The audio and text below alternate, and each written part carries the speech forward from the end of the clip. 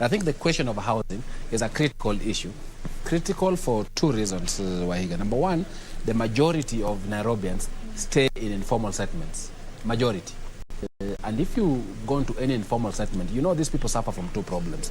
Number one, they do not own the land on which they sit. So the question about security of tenure becomes a critical issue for them. So they have the risk of always being evicted at every point in time.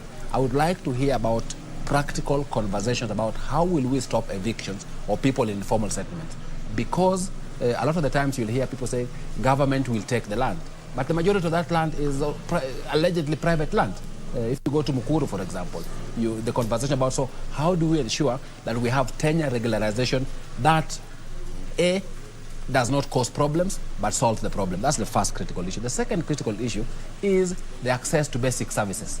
In majority of these places, access to water, access to electricity, access to sanitation becomes a huge issue.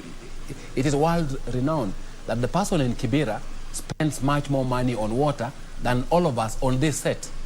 Unacceptable in this age and time. And I think the COVID situation made it worse. And I think it's important that the candidates tell us practically what they're going to do about informal settlements in terms of housing. That's, I think, the